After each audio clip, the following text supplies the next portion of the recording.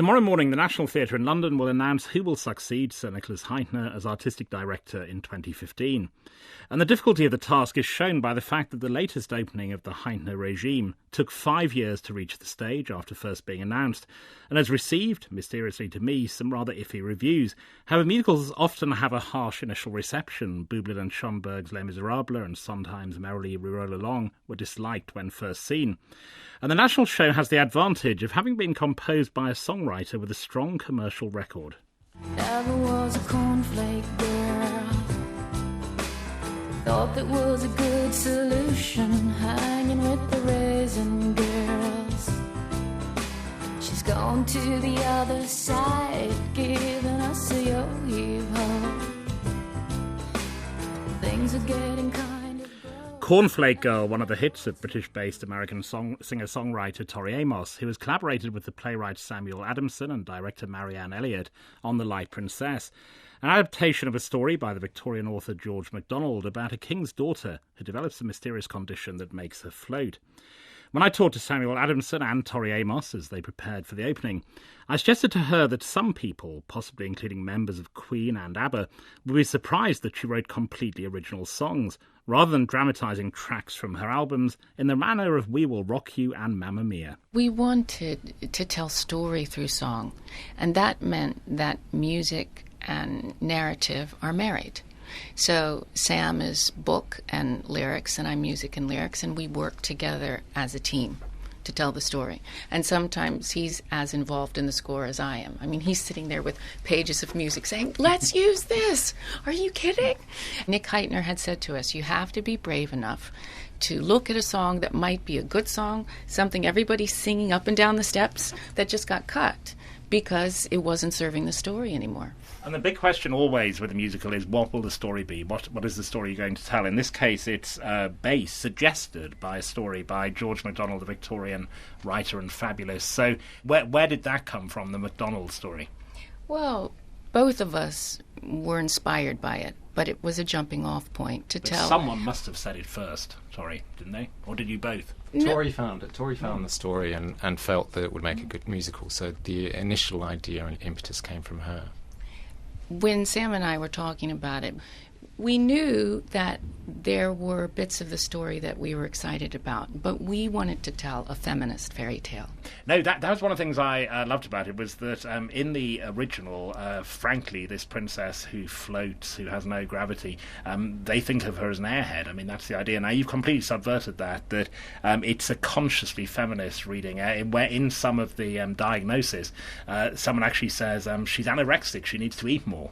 Sam and I didn't really like the character in the original story, and we didn't think it reflected any teenage girl that we knew. And I felt as if we needed to have a girl that 21st century women and girls and men could relate to. We discovered as we were writing it, actually, that some of the things about the character in the original story, that she's not only light-bodied, but that she's also light-minded and light-hearted, that actually that, in a dramatic context, wasn't particularly interesting. And really, we investigate in the piece why it is she's light, and we've given her a kind of background of trouble and grief, which manifests itself in this lightness, and the story is about how she faces that and overcomes it. That said, in fact, there's a sort of feminist strain in the original story. There's a wonderful line where the authorial narrator says that princes get to go off and explore what life is like in the forest, if only princesses could do that as well. And so there's a sort of element in the original story of slightly kind of winking at the fairy tale. Very often in modern musicals, the main influence is Stephen Sondheim, and there were tiny bits of that. More Lloyd Webber than I expected. Is that conscious? Oh, I didn't think that, really. I thought the big melodic writing I thought that you do is much more him than Sondheim, I thought. I mean that as a compliment. Well, I mean, he's very... Thank you. I guess I had just been studying a lot of classical music to do Night of Hunters. We should explain, one of your richer actors is arriving by helicopter on the roof of the National Theatre. That's why we can hear it in the background. That's Nick Hytner coming back again. I guess there's something in my background where I went to the Peabody Conservatory, and Schubert was one of my favorite composers. And when Sam and I were really looking at the story and talking about what we wanted the musical to be from a music point of view, we wanted to open it up to 200 years, at least, of composition influence. And he's one of my mentors and guiding lights and gets me through. I've been listening to his work since I was a little girl. If there's any sense as a writer that you might be a bit sheepish or ashamed or reticent about the idea that a character might break into song in order to propel the story, then you shouldn't be writing a musical. And certainly on Broadway, there are quite strict rules about the kind of songs that in the past that a musical needed. You needed a big love duet, and they used to talk about the 11 o'clock number, which on most nights in this case is the 10 past 10 number, because it's 2 hours and 40. You have indeed written a 10 past 10 number, which is called Coronation, and it's this exultant final song. But did you think about that in terms of having to have certain songs in it? We were aware of the form of many, many musicals. But once you talk about the form and study the form and analyze the form, then you get to break the form. And that's exciting. There were things that I certainly discovered that you sort of needed to obey. So for quite a long time, the central character didn't have what is traditionally known as the I Want song, where you understand what it is she wants from the world and you also understand what her dilemma is. We didn't have that for some time, and I woke up one morning and said to myself, I think we need it. And it was 2 days before I was visiting Tori at her house, and I went down there and said, look, we've got to give our central character her I Want moment so that the audience can just spend a little bit of time with her and via song really, really understand who she is. And in a sense, that's a very traditional thing in a musical, and honestly, I found it quite difficult to break that. There was a part of me that didn't want an I Want, but we have one. I think we've done it in our own way, but nevertheless, it's kind of obeying a rule. And there's a particular moment in an Elton John concert where he sings some of the songs from Billy Elliot, and they go back to the composer in that way, and you hear his version. Presumably you've sung all these songs yourself at some point, have you? There are demos of all these songs, yes, that Samuel has. He has them locked away. But yes, I've done demos for almost every song, except the ones that were written at the final hour. But would you ever do the Tori Amos album, The Light Princess? The thing is that Tori is a singer-songwriter, but she is a composer, and so she has written a properly achieved musical theatre score for characters and actors who are not her.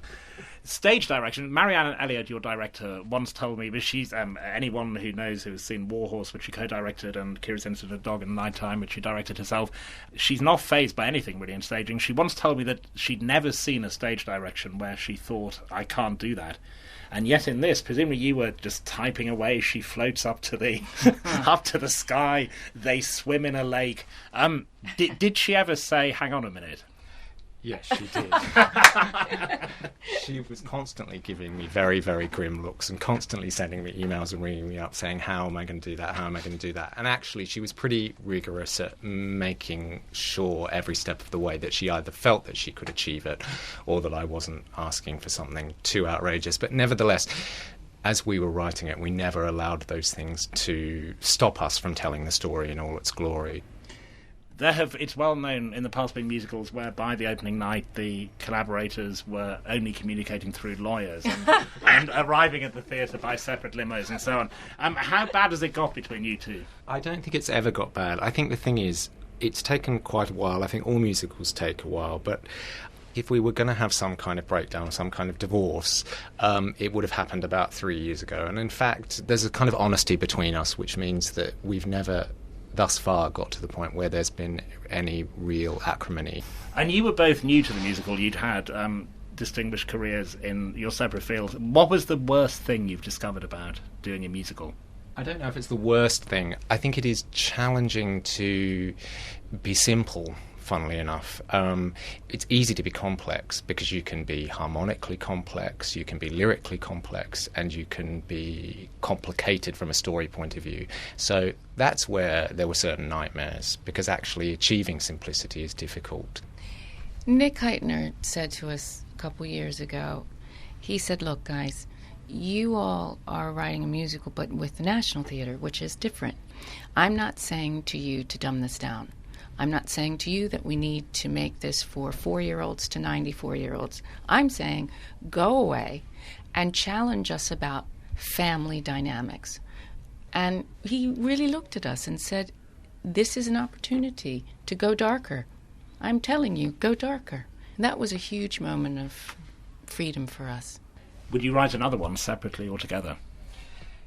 I'm feeling a bit exhausted today, just before press night. But yes is the answer, yes. Yes, and we might open the vault. Mark, we might open the vault and use some of those songs, because I miss a few of them. I do. They might have to be completely rewritten. But I'm ready to add to the vault with Sam over here.